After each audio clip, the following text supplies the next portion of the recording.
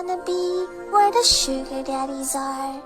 I wanna see them spending their money on, what's that word again? Me. Talk with Stina. Because y'all, I really wish I had a big sister. Oh my fucking God. Because a lot of shit wouldn't happen in my teenage to my early 20s life if I had a big sister to just go to talk to. So today I wake up and I noticed that I got a notification from Facebook. You know how Facebook be sending you the little notification that it's somebody's birthday today? So I wake up, I get the notification, and I see that it's Mr. Howard's birthday. So Mr. Howard was my sugar daddy that didn't want no sugar. So after I see the little notification, I say, okay, I'm trying to get back in good with Mr. Howard. Let me get on Facebook and tell this man happy birthday and say, hey, do you remember me? Because maybe he'll start back giving me money. That's how I'm thinking. Y'all done set my ass on that fucking Facebook, went to this man page to tell him happy birthday. Why I get on there, it's people on there on his profile telling him happy heavenly birthday, we miss you down here. So I'm like, fuck, this man didn't fucking die. But that's not how I was being a dumbass because I cut him off. Let me tell y'all what I did to be a dumbass. So, quick little story time. I was working 2 jobs at the time because I knew I was going back to school, so I was just going to run it up until it was my time to move 3 hours away. So one of the jobs I had was at Walmart. This month, I was working the 1st and the 3rd. So if you don't know, 1st and the 3rd, that's when the older people get their checks, people got their food stamps, so the stores are packed. So I was a hostie, so I was one of the people that was at the door, and I just greet people that come inside of Walmart. So Mr. Howard had came into the Walmart, and he seen me, and he came over there talking to me. I don't find it weird Mr. Howard is talking to me because I would always talk to the elderly people. It was this one man that used to always come up there. He didn't have no family, so he would go 3 to 2 weeks without hearing a real person voice. So like I said, it wasn't weird for Mr. Howard to come up there talking to me. So Mr. Howard had asked me what's my name. I tell him what's my name, and he had said a little joke, and it was funny as fuck, so I bust out laughing. Mr. Howard telling me he think I got a nice smile and I'm real pretty. So Mr. Howard was like, hey, can I have your phone number, and we could talk sometime. So y'all, a lot of people used to ask me for my number at work, so I used to always tell them, to get my number you got to pay $20 for it. If you don't want to pay that $20, get the fuck out my face. I found that a good way to get men out of my face because these men around here was cheap as fuck. So I found that a good way to get men out of my face. So this particular day, I gave Mr. Howard my real number because he had paid, I said $20, but he had gave me $100. I had gave him my real number because the day before, I had did that same trick on the man, and y'all, that man sat right there and fucking called my phone, sitting right there in my face. Y'all, my friend answered the phone and said, hello, who is this? The man was looking me dead in my face like, bitch, you thought you was slick. Y'all, I was so fucking embarrassed. So this time I gave Mr. Howard my real number. Mr. Howard basically telling me it's more where that came from. Fuck with him. So I'm asking him how old are you? Because at the time I was 20 years old, finna turn 21. I knew I wasn't finna fuck with this man or even do with this man. Okay, so come around. I started going to Mr. Howard's house because like I told y'all, Mr. Howard was an older man. He did not know how to work Cash App. To be exact, I'm finna tell y'all how old he was. He was 65 years old. 65. So he did not know how to work Cash App and shit like that. So when I go to his house, I would have to go over there to go pick my money up. Mr. Howard didn't want nothing from me. He just wanted somebody to sit there and listen. Mr. Howard told me his kids were straight. He didn't have no wife anymore because she was long gone. So he just really needs somebody to sit there and listen to him over the phone. Mr. Howard never even texted me. This man used to call me because like I told y'all, he was older. His son, he was in construction. His daughter was in architect, and his other daughter was a RN. She had her own fucking office. Or was she a doctor? She was something like that. All them living in big ass houses, got their own family, all of that. So this man really was just fucking bored, passing out fucking money. Oh yeah, this why I stopped talking to this man, because he had called me the wrong fucking name one time, and I was just like, hell no. Because what if he fuck around and call the next bitch my name? And then I was so private, I didn't want people in my fucking business, and I felt embarrassed to be talking to a 65-year-old just for the money. And I was just young and dumb, thinking about what other people would say, because why the fuck do you give a fuck if this man give you money? You know you're not doing shit with this man. Why do you care? So the last time I had talked to Mr. Howard and I had went over his house to pick up my money, he telling me basically he wanted to put me in his will. Mr. Howard was a godly man. He had told me that he had died twice because he had a heart attack. So he had something was wrong with his heart. That's why he didn't want no sugar from me, y'all, because it wasn't gonna be good on his fucking heart. So I feel like God put that man in my life on purpose. So boom. So with him having a heart attack multiple times, it had brought him closer to God. So this man had basically read the Bible over like 7 times, front page to back page. He knew every scripture, so he would wake me up to every scripture in the Bible, telling me like a life lesson. And y'all, I used to read the Bible and like study the Bible every morning before like my day would get started. So I feel like he was placed in my life on purpose. That's what I say. So while I'm over there at Mr. Howard's house, he basically telling me like he want to put me in his will. And y'all, I'm just young and dumb. I'm telling him like, no, I don't think that's a good idea, because what would your kids say if they see I'm in the will? They'll think like I'm fucking with you. Like, what would they say? He telling me like, girl, you crazy. Like, it's okay for you to be in my will. Like, I want to leave something back, you know, for you. He basically telling me like he probably don't have long to live because he keep having like heart failure. He had a pacemaker and everything. But yeah, the man was so sweet, y'all. Like, he would always just sit there and read the Bible. Y'all, he had gave me a good, because I had moved far away. He was like, you don't need to be down there that far without, like, crazy shit. But yeah, I'm y'all big sister, because if a nigga trying to put y'all in the motherfucking wheel, let him. I don't know what the fuck I was thinking. I can't even fucking believe myself right now. And to get on that main page and see he dead within like 3 fucking years or fucking 2 years, it's fucking crazy. Yeah, I'm so fucking sick right now because I really wish I knew the shit that I know now back then. So we're gonna call this verse. Okay, ladies, today is the day we're responding to those sugar daddies in our messages. All right, I'm gonna show you how it's done. He said, hello, can I bless you? I gave every single one of these men a simple thumbs up. We're not wasting no time. Okay, he said, have you ever received online blessings before? Man, have you seen me?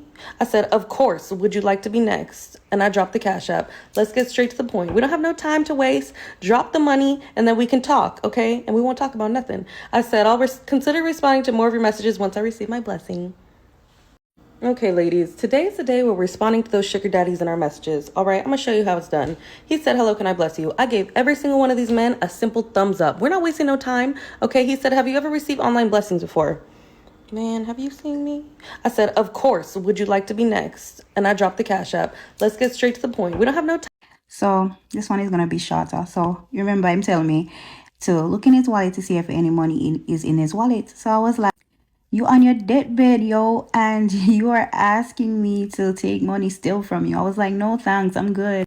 Him like, oh, you're so hard, yes, take the money, man. I say, no, Mr. Danny, me alright. Him I say, stop, be so stubborn, take the money. So there was like $100 bill in there, and I was like, all right, cool, I'll take it. And I say, I wish I had more, you know, I wish I had more. So I was like, that's all right, man, Danny, everything good, man. And I left. 4 days after that, he died, and I felt so sad and broken, and I was crying because, like, I know, yo, the man just didn't love me off. Yeah, so I went to the funeral to show my last respects and everything. And right now, I'm just up to this day, I still miss the man. I don't think another person can compare to this man, but they can try. We need another Mr. Danny. I was in prison, I had 2 sugar daddies and 1 real daddy. It was a hot mess when I first went to prison. I guess I was a cute hot mess because I did have these 2 sugar daddies who were putting money on my books. Now you might ask, how does an arrangement like that work out if you're going to be in prison for 2.5 years?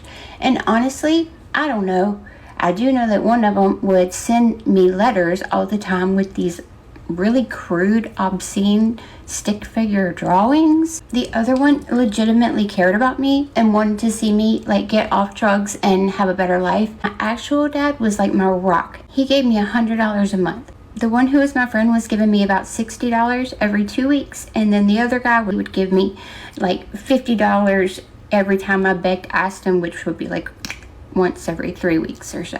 I had asked Jesus into my heart, and so I was kind of a young new Christian, but I also was starting to feel a little bit weird about these arrangements. One night I had just gotten off work in the cafeteria, and my roommate and I were sitting in our cube, and I said, I need to go call Charlie. Oh, I don't feel like it. She said, girl, you better go take care of those. You do not want to lose your sugar daddies, because trust and believe, you're sitting here for 2.5 years, they're going to get tired of you. So you better just take care of that while you can. And I was like, oh my gosh, she's right. She's totally right. I got right up and went and called them. They both came to visit me, gotten kind of chunky in prison. One of them had commented on it immediately, really mean and ugly about it. And so I was getting a little bit more and more sick of him. The further and further I got into my relationship with Christ, the more and more I did not feel like I could keep doing this. And I was so scared because that was money that I wouldn't be getting, and prison is expensive. But I got my courage up and I went and called the mean one first, and he did not take it well. He was mean and ugly about it, and I was like, okay, good, he's gone. Now it's time to call the nice one. Went and called him and told him everything, and he said that he respected that he did not believe in God or religion, but he respected the fact that I was trying to get better, and he would always be a friend, and he would always support me no matter what. When I tell you that act of obedience launched me into a closer relationship with God, I felt so good about my decision. Right after that, my dad on one of our visits said that he had been thinking about it and praying about it, and he was going to start sending me $150 a month instead of $100 a month. And I was like, oh my gosh, the Lord will provide. I started budgeting, and I had all the money that I needed for the rest of my time in prison. So going in, I had 2 sugar daddies, 1 real daddy, and coming out, I had 1 real daddy and a heavenly father. When I was in prison, I had 2 sugar daddies and 1 real daddy. It was a hot mess. Story time about how this girl had her sugar daddy buy her a car and then he took it away. Let's get into it. So like 5-6 months back, I had this customer that purchased this car for me, but the whole entire situation was pretty sketchy. So 2 girls come to the dealership and they ask to look at an NX. We look at it, we drive it, they love it, and they're like, all right, we're gonna come back tomorrow because my boss is gonna come buy this car for me. Now I'm confused because I'm like, why the hell is your boss buying you a car? But I'm trying to get a car deal, so I'm not paying no mind to it.